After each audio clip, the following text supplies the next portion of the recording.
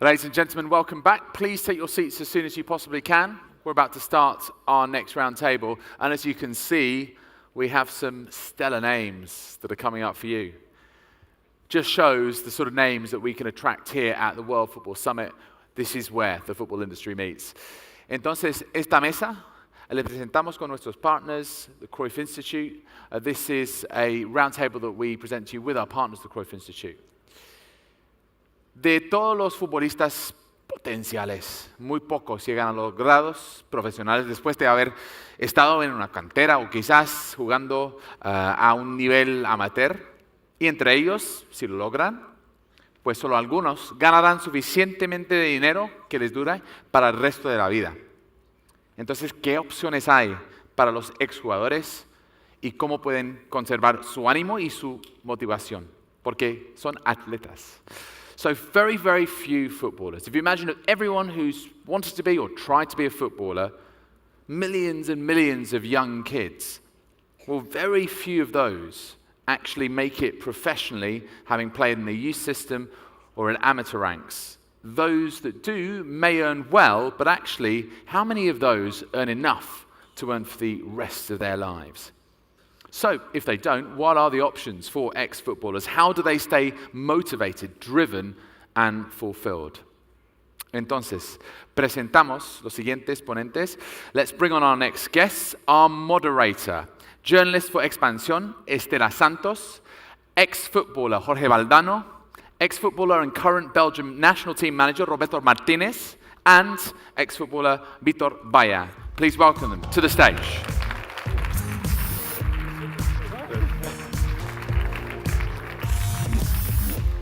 Muchísimas gracias, bienvenidos. Thank you very much. Welcome along. Estela, te paso la palabra. Muchísimas gracias. Hola, muy buenas tardes, bienvenidos.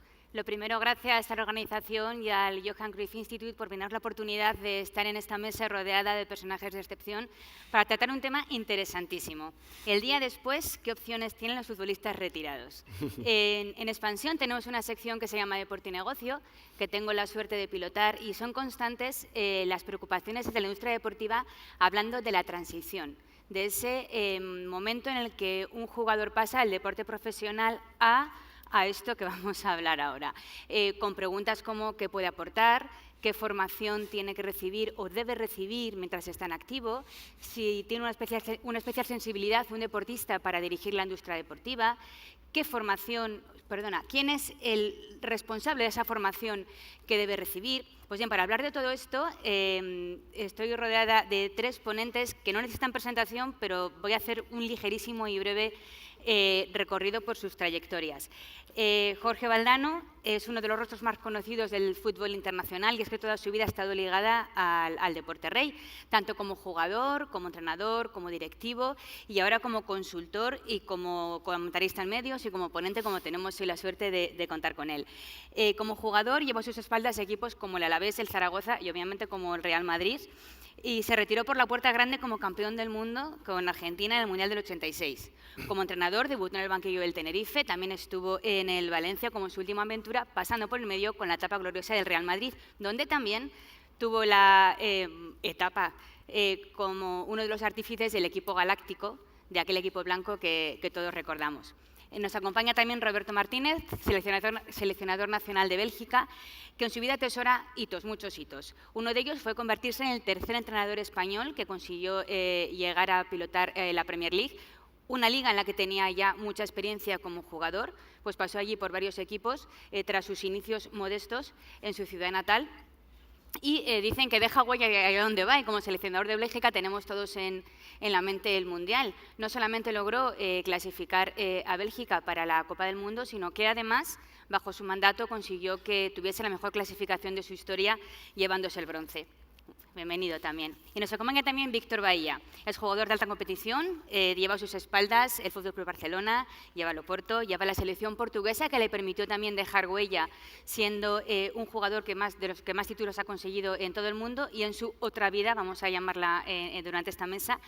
Es, además de licenciado en Gestión del Deporte, es fundador y presidente del Consejo de Administración de la Fundación Víctor Bahía, que apoya a niños y a jóvenes, director de Proyecto 1, la Escuela de Porteros de la Federación Portuguesa de Fútbol, fue director de Relaciones Internacionales del Oporto, colaborador en medios, autor de libros y también ponente aquí con nosotros. Bienvenidos a los tres. Os he dejado las preguntas al inicio de la mesa y quiero también dejar aquí encima una frase que seguramente habéis oído o habéis escuchado alguna vez. Una frase de Johan Cruyff que decía: ¿quién mejor para defender los intereses del deporte que alguien que tenga corazón de deportista? No solamente era un pensamiento, sino que era también algo que llevó a la práctica con el Johan Cruyff Institute, que ha formado a más de 10.000 personas en el mundo del deporte, tanto del propio fútbol como de otros ámbitos del deporte, en gestión deportiva, en coaching, en patrocinio, en dirección del fútbol. Esta es un buen trasfondo para empezar a plantear las cuestiones que quiero llevar a cabo en esta mesa. ¿Vale? Vamos a hablar un poco del pasado, un poco del futuro y un poco de pros y contras y futuro del sistema. Y luego aviso que habrá alguna pregunta que no sé tiempo del público para que podáis ir pensando y lanzar las que queráis. Vamos a empezar por el pasado. Ese momento en el que estáis jugando, estáis en el mejor momento de vuestra vida profesional y en algún momento pensáis, ¿y luego? ¿Luego qué voy a hacer? ¿Es algo que se plantea durante la carrera? ¿Es algo que en la etapa de activo preocupa? ¿O es algo que asalta en un momento determinado? Si queréis, seguimos un poco el orden así. Sí, yo, buenas tardes primero. Empezaría un poquito más atrás. O sea, el futbolista se encuentra con dos grandísimos impactos.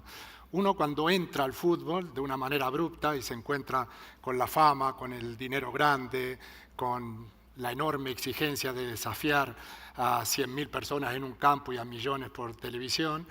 Y el segundo gran impacto es cuando tiene que abandonar todo eso siendo muy, muy joven.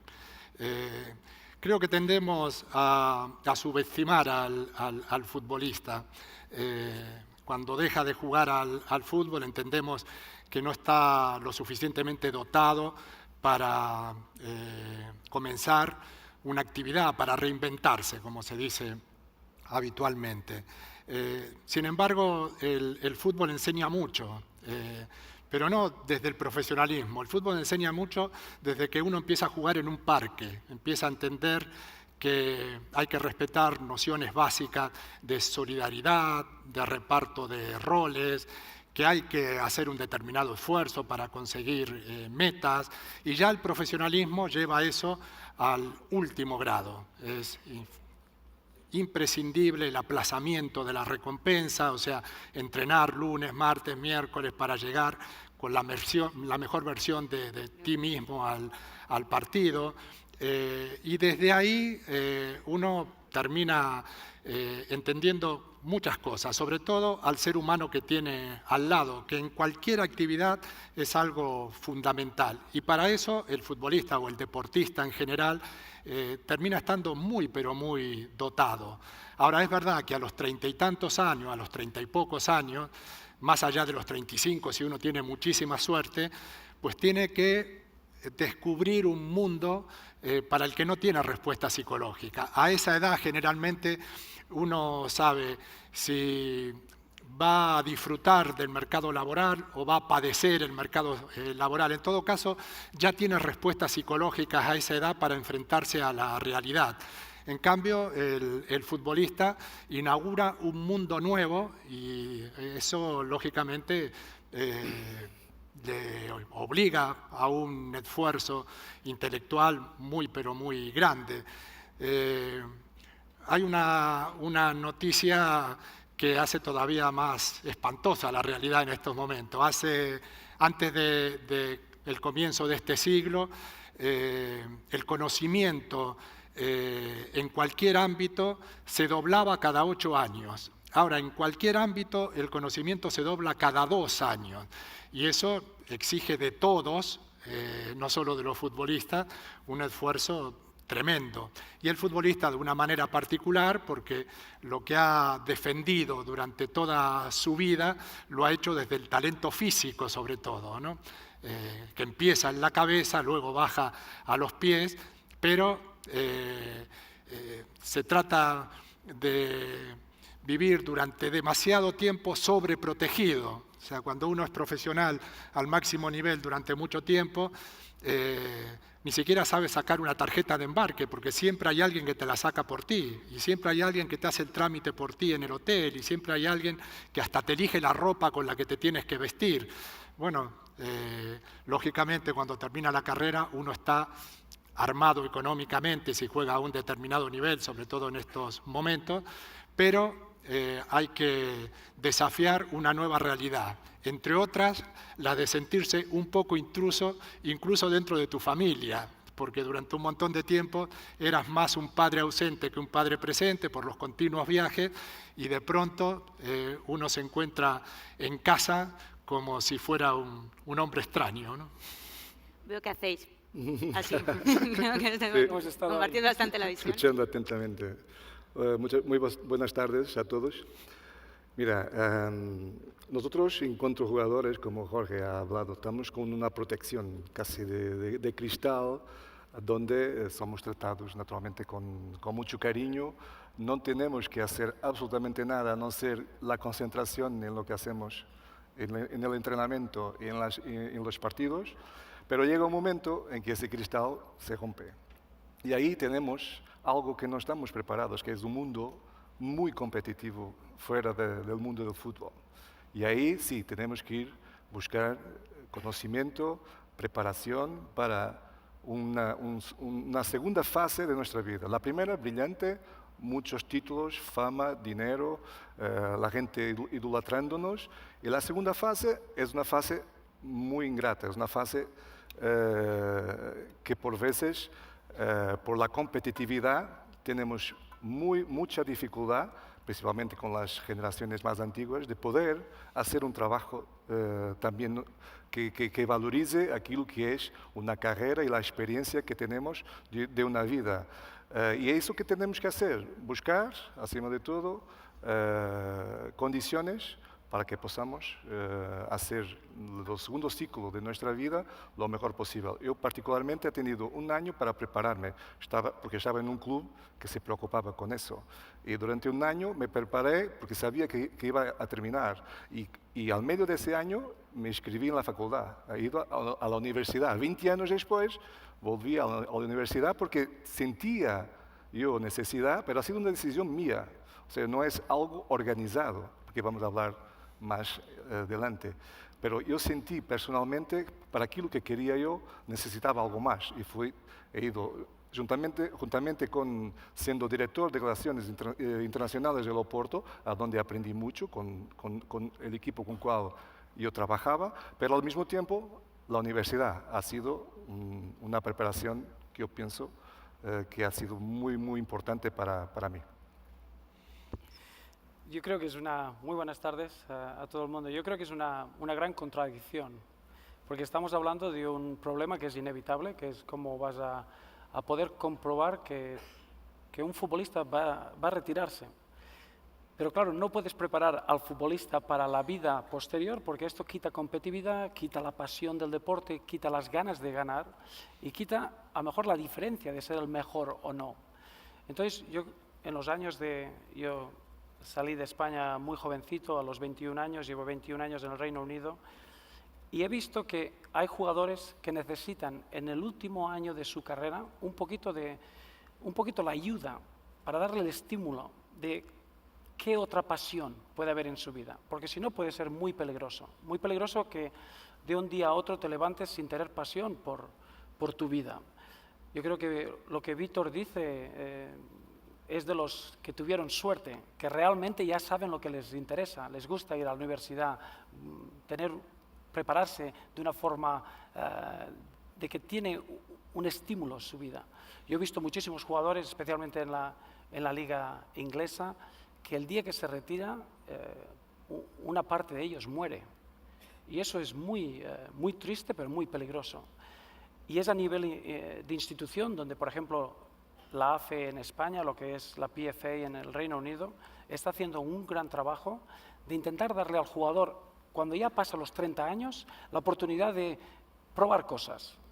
Pueden ser estudios, pueden ser una carrera en otros ámbitos, pero humanamente es un ciclo. Cuando todos nos retiramos, es un problema. Cuando pasa a los 65 años es natural. Cuando pasa a los 30 años puede ser una catástrofe. Me saco sobre la mesa una pregunta que también quería meter en este debate. Muchas veces los jóvenes se ven en la disyuntiva entre decidir entre el deporte profesional y una carrera, unos estudios. La dijo, tú estudia y luego ya veremos a ver si puedes jugar a algo. Entonces, ¿de quién es la responsabilidad de cuidar de esos jóvenes? Porque también es de los propios padres, también es el sistema educativo. No sé un poco las carencias que veis y qué creéis que se puede mejorar en este ámbito. Bueno, yo creo que si somos realistas, dentro del fútbol profesional hay dos cosas que tienen muy poca importancia: el futuro futbolista y el exfutbolista. Concentramos toda la atención en el futbolista, en el rendimiento del futbolista.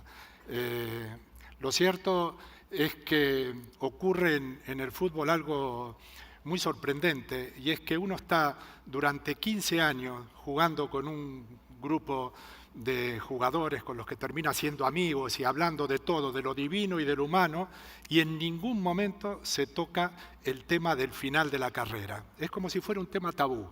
Le tenemos tanto terror a ese precipicio que no hablamos de ello. Y eso no parece que sea una buena idea, porque efectivamente antes de encarar un problema conviene reconocer el problema, ¿no? Lo que pasa es que aquello que hace es tan apasionante, es tan difícil de suplantar por otra cosa, que se te hace imposible traspasar esa frontera y ponerte en el lugar que tú mismo vas a ocupar dentro de poco tiempo, ¿no? Bueno, pues ese es otro de los problemas que acompañan al futbolista profesional. Sobre la formación de los niños, yo pienso que aquí hay un tema, hay algo muy importante que son los padres. La gestión de las expectativas, los padres, hay padres, no podemos colocar todos en el mismo sitio, pero que hay un investimento en sus hijos porque piensan que van a ser jugadores de fútbol, esto es terrible. Y después ni tienen una carrera académica, ni todos pueden tener una carrera futbolística. Y aquí esto pienso que es el tema principal, y pienso que en la formación los entrenadores, los directores técnicos tienen aquí un gran problema y lo saben, que es también cómo hacer la gestión de los propios padres y la exigencia que colocan en niños muy jóvenes, con una decisión también muy difícil de hacer, de escoger entre el fútbol y la escolaridad. Yo creo que un punto importante, un poquito cuando Jorge hablaba del exfutbolista, yo creo que ser exfutbolista, si puedes prepararte, usar las experiencias que tuviste como futbolista, te pueden ayudar muchísimo. El problema que pasa muchas veces es que el siguiente paso en tu carrera es porque fuiste exfutbolista y realmente no estás preparado. Y es ahí donde es muy frustrante. Una persona que siempre ha estado al límite, muy competitivo, siempre pudiendo hacer la diferencia, estás en un ámbito que realmente no estás preparado para ser bueno en ello. Entonces, claro, cuando estamos hablando, por ejemplo, de Cruyff Institute, que te pueden dar la posibilidad de saber lo que te gusta y lo que puede ser bueno, hacer una formación, puedes tener el título y luego que no te guste, y puedes moverte hasta que encuentres la pasión. Siempre dicen que el futbolista cree que nació para jugar al fútbol. Y yo creo que es así. Cuando estás con un equipo y le ves que realmente naciste, es como el caballo de carreras, cuando crees que tú naciste para correr, para jugar al fútbol, ves la diferencia en esos jugadores. Pero claro, cuando te retiras, estos jugadores tienen un trauma. Y yo creo que ahí la formación de las instituciones, familiares, necesitas ayudar al futbolista que se está retirando. Le tienes que dar un poquito la oportunidad de probar qué es tu próxima pasión, y puedes utilizar las experiencias como futbolista. Pero no intentes tener una carrera como exfutbolista porque va a ser un fracaso. A lo mejor desde el ejemplo se entiende mejor lo que apuntaba Víctor de la importancia de los padres. Cuando a mí me tocó llegar al Real Madrid como director deportivo, los jugadores de la cantera que venían de fuera de Madrid estaban todos dentro de un hotel, viviendo en un hotel. Entonces yo decidí sacarlos y ponerlos en un colegio. La primera resistencia, o la resistencia más dura que encontré, fue la de los padres, que me dijeron, mi hijo ha venido a Madrid a jugar al fútbol, no a estudiar. Lo que pasa es que en las divisiones inferiores, donde hay aproximadamente 400 chicos, con suerte el 10% llegan a hacer carrera en primera división, y un club tiene que elegir entre legislar para el 90% que no va a hacer carrera en el fútbol o legislar para el 10% que sí van a ser futbolistas profesionales, ¿no? Y claro, es una responsabilidad del club que aquellos chicos que no lleguen al primer nivel pues tengan por lo menos la posibilidad de empezar una carrera porque tienen una base educativa, ¿no? Y habléis de vuestra etapa como exfutbolistas y como personas nacidas para jugar al fútbol, pero queremos saber la verdad. ¿Es más la presión en un campo como futbolista o es más la presión cuando se está en un banquillo, cuando está en un despacho, cuando tienes un mundial aquí en la cabeza, cuando tienes un gol que te está llegando a puerta ante una clasificación? ¿Qué es más duro? Es más fácil dentro del campo, porque ahí tenemos el control de la situación, a veces, no siempre, pero ahí estamos dentro de un equipo que está bien organizado, que está bien estructurado y que tiene un objetivo, pero depende de nosotros, entrenador, de nosotros que estamos ahí. En el despacho dependemos si el balón entra o no entra, o si los jugadores lo hacen como nos gustaría a nosotros que pudieran hacerlo. Ahora, tenemos la responsabilidad de escoger bien, o sea, de encontrar los jugadores correctos, si tenemos esa función, encontrar los jugadores correctos, el entrenador que nos dé las garantías de poder hacer un excelente trabajo, pero presión es fuera, dentro todo controlado. Yo creo que la presión viene de uno mismo, da igual lo que hagas, es la presión que te pongas tú mismo y sepas de alguna manera discernir lo que vale de la opinión pública o la gente que realmente tú consideras que sigues ese consejo. Yo creo que el futbolista, cuando se ve capaz, el campo es su zona de alegría, es su zona de despejarse de todo. Y yo creo que es lo mismo, si estás en un despacho y eres muy bueno haciendo los fichajes y pudiendo desarrollar gente joven, si eres muy bueno en algo, te encuentras bien. Hay un caso muy curioso cuando tenemos jugadores nuevos que vienen en el club o en la selección, les hacemos cantar una canción, iniciación. Es levantarse y cantar delante de 25 personas, 30 personas. Yo nunca he visto a una persona tan nerviosa y pasándolo tan mal cuando están acostumbrados a jugar delante del país en un mundial, y es realmente porque no saben cantar. Y cuando les pones en una situación que no sabes hacer, realmente la presión está ahí. Ese es un buen ejemplo mismo para lo que estamos hablando. ¿Tuviste que cantar, Víctor? ¿Sí? Felizmente no, si no era un caos. Pero eso es un caso que tiene que ver exactamente con lo que estamos formatados a hacer. Y de repente ya no lo hacemos. A un día que la luz se apaga. Roberto tiene que apagar la luz porque era la última a salir de aquí. Habíamos combinado antes de entrarnos. Pero es un poco eso, cierras la luz y tienes algo que no estás mínimamente preparado y te sientes nervioso. Tengo compañeros míos que han entrado en depresión porque no saben lo que pueden hacer. La cantidad de cosas que un exjugador puede hacer es grande y hay que aprovecharlo. Encima de todo hay que explicar. Y eso es lo que falta. Alguien que tenga un plan, alguien que tenga algo organizado e explique lo que puede hacer después de dejar de jugar para, cuanto más no sea, para tranquilizar, porque ser exjugador no nos da el derecho a tener un cargo de topo. Hay que luchar por ello. Es lo que he dicho anteriormente, es la competitividad. No porque somos jugadores de topo que tenemos que ir para la administración de un equipo, para presidente. Hay que luchar por eso. Ese es el objetivo final. Pero hay una escalería para subir. En esas que yo también tengo árbitro y mi árbitro me dice que me quedan 5 minutos antes de dar paso al público. Y os quería dejar una última pregunta. A partir de vuestra experiencia y hablando de la formación y el consejo y la escalera que uno debería tener, ¿Cómo creéis que debería ser la integración de un exfutbolista en el organigrama de un club, de una federación, de un organismo? Porque no es fácil ser la estrella que ha sido en el campo y de repente llegar al despacho y empezar desde abajo, empezar desde arriba. ¿Cuál creéis que debe ser esa integración? No, tiene que pensar en la formación. O sea, efectivamente ser futbolista no te da derecho a ser entrenador, porque son dos profesiones distintas, significa ver el fútbol desde otro lugar. Tú hablabas ahora de la presión. Aquí el héroe es Roberto sin ningún tipo de duda. O sea, la presión del entrenador es incomparable.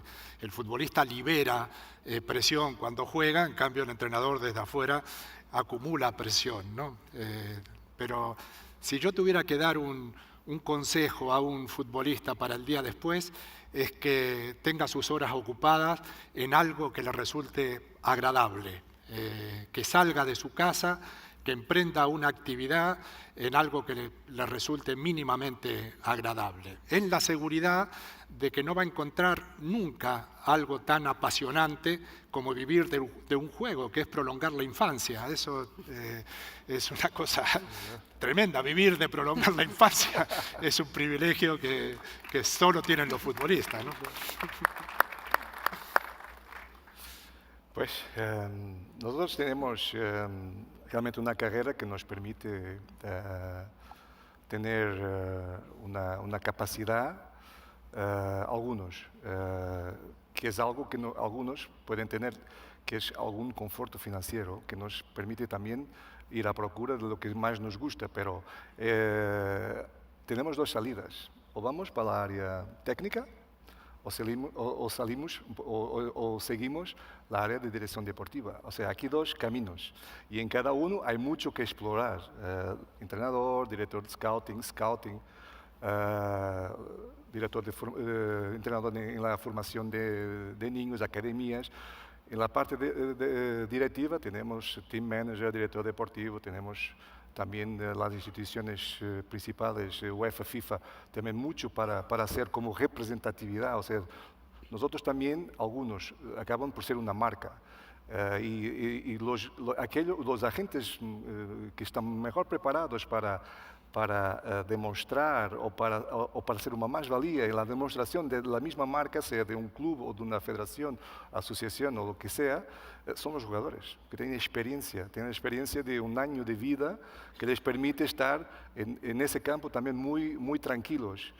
O sea, pero volvemos otra vez al principio, hay que haber una preparación, saber cómo hablar en público, saber varias lenguas, o sea, saber una gestión cuidada de su imagen. O sea, aquí un conjunto de situaciones que tienen que ser trabajadas.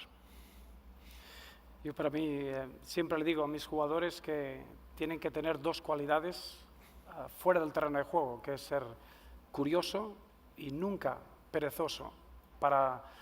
El futbolista tiene 2 horas del día y tiene el resto para poder invertir en lo que quiera. Entonces, poder estudiar idiomas, poder a lo mejor intentar, si te gustan temas económicos, temas de lectura, cosa que te puede de alguna manera enriquecer, pero desde el punto de vista de no ser perezoso, porque lo más difícil que el futbolista tiene es llegar a casa y decidir hacer algo más que pensar en el partido del fin de semana. Y creo que es importantísimo para su calidad interna. Y luego hay otra faceta, que es la faceta cultural, que en algunos países está mal visto que un exjugador tenga un cargo importante, cuando realmente deberíamos valorar la persona si está preparada y si es buena. Hay países como Estados Unidos que realmente se empuja al exjugador que esté involucrado en cargos grandes porque se le ve que tienen la experiencia para ello. En Inglaterra cada vez más se está trabajando para que se preparen, pero se le empuja al futbolista. Yo creo que en los países mediterráneos a lo mejor estamos un poquito negativos, pensando que un exjugador puede ser un excelente entrenador o un excelente hombre de negocios. Yo creo que es una barrera cultural que deberíamos ayudar al futbolista porque nos dan demasiada felicidad para después verles sufrir cuando ya tienen 40 años. Muchas gracias. Bueno, te doy entonces, paso para...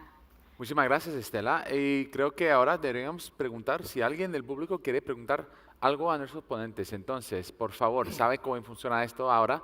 Mira, manos por toda parte levantados. Ahí están, mira. Ok, bueno, entonces vamos a tomar 3 preguntas. We're only going to take 3 questions. We're a little short of time.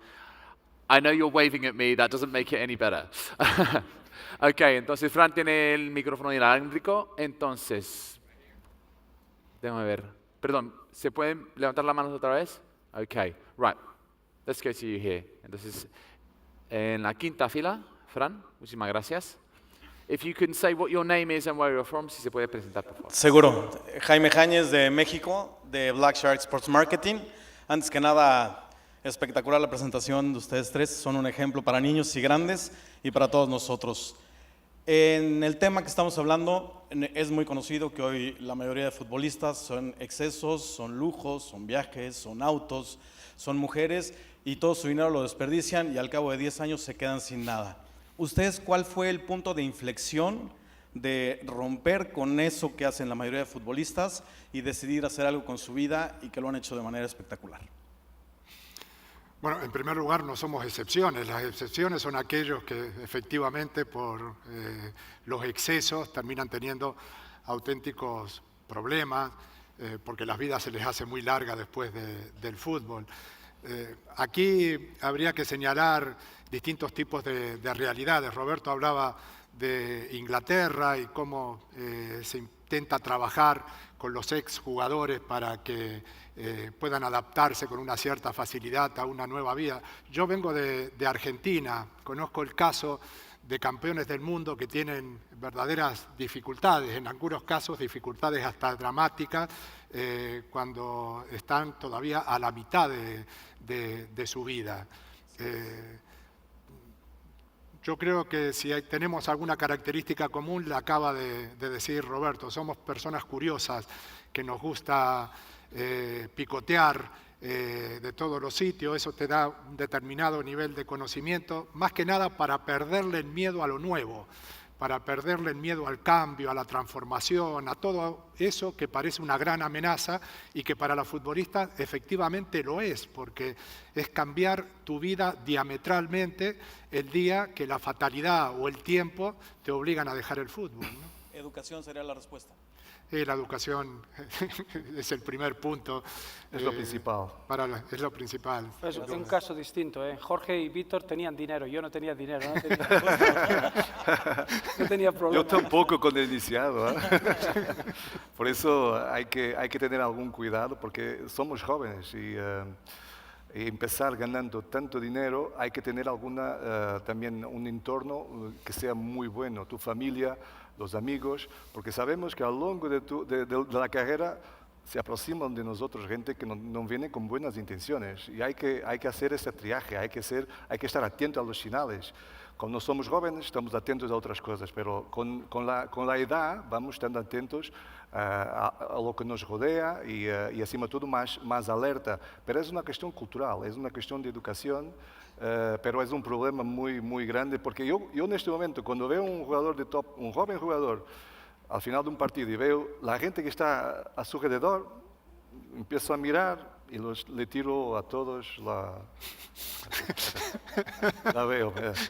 Que Dios te ayude. Intento llegar al chico y decir, mira, cuidado con esto y esto. Okay, es lo que podemos hacer con nuestra experiencia, pero conseguimos identificar ya lo que está pasando, ¿no? Ok, muy bien. Segunda pregunta. A ver, ¿dónde vamos a pasar? Subimos, Fran, yo creo. Más allá. Hay alguien que me está mostrando su móvil también con la luz. Ok, bueno, me has atraído. Muchas gracias. Por favor, si se puede levantar y si se puede presentar.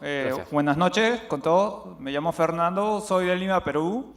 ¿Qué tal? Me llamó mucho la atención la respuesta de Roberto. Bueno, hemos hablado lo que podría pasar después. Hablamos de 10, 15 años de trayectoria profesional. Como mencionaron, puedes entrenar 2, 4 horas al día. Dispone de más o menos de 20 horas, ¿no? Con la metodología actual, o sea, podríamos compaginar la vida profesional con la educación, ¿no? Digamos, ejemplo, tenemos el método americano, ¿no? Cómo llevan la vida y todos son profesionales, tanto deportivamente como una carrera de educación, ¿no? Entonces, ¿cómo podríamos adaptar el método americano al resto de los deportes, como en este caso el fútbol profesional, no tanto acá en Europa como en Latinoamérica, ¿no? Yo creo que es un poquito la contradicción. Yo creo que no funciona. Si quieres ser un futbolista de altísimo élite y estar lo mejor preparado para llegar a lo mejor, no puedes compaginar con otra situación laboral. Es imposible. Entonces, claro, la situación del futbolista cuando está empezando a pensar en el futuro es en los 2 últimos años de su carrera. El futbolista son criaturas de hábitos. Entonces, lo difícil es que el deportista o el futbolista pueda ser curioso para hacer otras cosas a su interés, que le puede preparar, pero no de una forma sistemática, no de una forma que se podría poner en el camino de ser el mejor en su posición. Entonces, por eso el futbolista tiene un trabajo muy duro a prepararse para después, porque tiene que pensar que va a jugar hasta los 80 años. Esa es la intensidad, esa es la actitud. Entonces, yo creo que es más la institución, la familia, que te pueda ayudar a ser curioso, a hacer otras cosas en esos 2 últimos años, para saber lo que te gustaría hacer, lo que tendrías pasión para poder levantarte de la cama. Que eso realmente es un tema humano más que futbolístico. Yo creo que forma parte de un prejuicio el creer que el jugador le dedica a su profesión 2 o 3 horas al día. El futbolista profesional le dedica a la profesión el día entero. En primer lugar, porque hay que cuidar el cuerpo, pero además porque todo futbolista de verdad no juega un solo partido por semana o 2 partidos por semana. Cada partido son 3 partidos. El de antes, que hay que pensar con mucho cuidado, porque si no, no llegas con el punto de motivación justo. El del medio, que es el que se juega y que termina siendo un laboratorio, para el tercero, el de después, el del análisis de lo que has hecho bien y de lo que has hecho mal. Es una profesión mucho más absorbente de lo que la gente se cree y es muy difícil dividir el tiempo entre el fútbol y otra actividad si uno juega al máximo nivel, ¿no? Lo que torna difícil al final es la pasión con que nosotros encaramos nuestra profesión. O sea, tenemos un don natural, jugar al fútbol, algo que nos encanta, hacemos lo que nos gusta, ganamos dinero haciendo lo que nos encanta, pero hay un trabajo que la gente no lo ve, hay un trabajo invisible por detrás. Nosotros no trabajábamos apenas 3, 4 horas. Después, durante el día, naturalmente que teníamos un trabajo invisible para hacer. Além de cuidar de nuestro cuerpo, teníamos que hacer el análisis del partido que íbamos a jugar después. No es nada comparable, por eso no he escogido ser entrenador. No es comparable con ser entrenador. No ahora que Roberto ahora está más tranquilo, seleccionador, un poquito menos de trabajo, pero ser entrenador de un equipo es la peor profesión que puede, en términos de exigencia, sí, es verdad, porque ahí es 24 sobre 24 horas. Nosotros teníamos una profesión fantástica, o sea, hacíamos lo que nos encantaba por placer, por pasión, pero los entrenadores tenían que preparar todo, 24 sobre 24 horas, es muy desgastante la posición de entrenador. Muy bien, muchas gracias. Ok, la tercera y la última. Creo que vamos por este lado del auditorio. Sí, yo creo que sí, a ver. Ah, estás aquí. Listo, Nacho. Ok. Bueno, entonces subimos ahí al fondo, como a 2/3. ¿Sí se puede levantar, por favor? Nacho, ¿lo ves? Muy bien. Muchísimas gracias. Gracias, Roberto. Good evening. Good evening, esteemed guest. I'm Karim Sofia from Intellex, the MCCC, and I'm going to ask my question in English. Sin problema. No problem. Okay.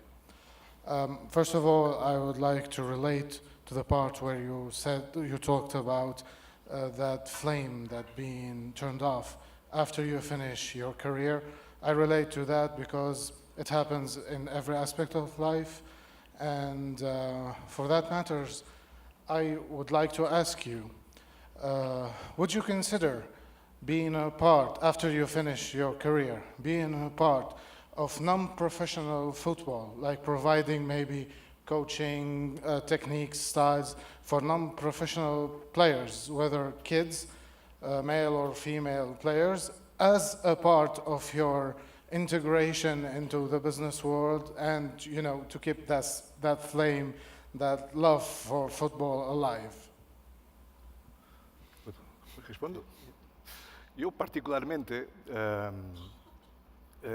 en 2004 fundé una fundación porque sentía necesidad también de tener o de aportar algo a nivel social, cultural, para los más necesitados, niños y jóvenes.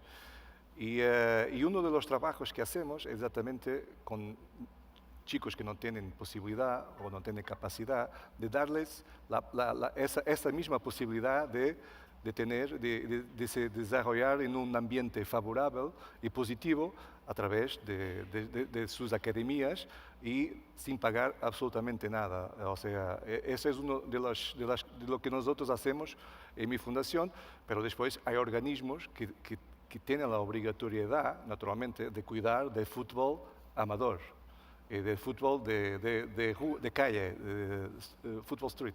O sea, esto es un poco una cuestión estructural. Nosotros individualmente podemos aportar y tenemos la obligatoriedad, en cuanto figuras con alguna responsabilidad en la sociedad, de tener este tipo de comportamiento. O sea, de estar activo en la sociedad, atento, ayudando a los más necesitados. Pienso que debería ser transversal, todos, no solamente en el fútbol, pero en todas las economías o todos los empleos o todas las industrias, perdón, me estaba faltando la palabra, todas las industrias de suceso deberían tener naturalmente desarrollando un proceso o algo direccionado para la cuestión social. Es extremadamente importante.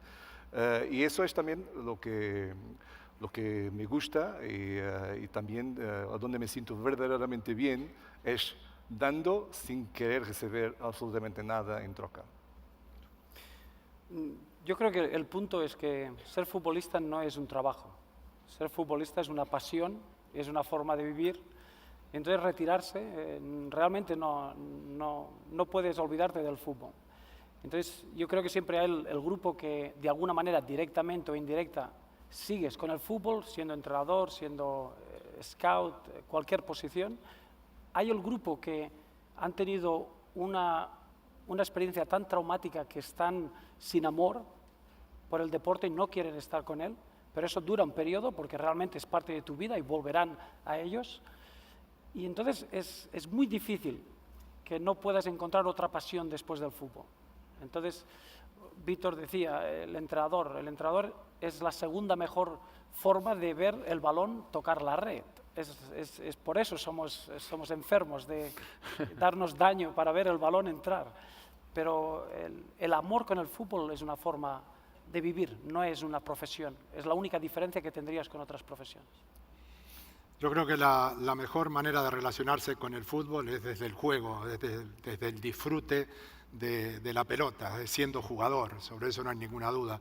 Pero luego se abren muchísimas posibilidades dentro del mundo del fútbol, que es una escuela de todas las cosas el fútbol. Yo puse una empresa cuando terminé mi carrera, se llamaba Make a Team, y que aprovechaba todos los valores del fútbol para trasladarlas al mundo de la empresa, porque es muy difícil saber más de las pasiones humanas, saber más de las emociones que aquel que juega al fútbol. Ese terreno, el de la formación, es importantísimo.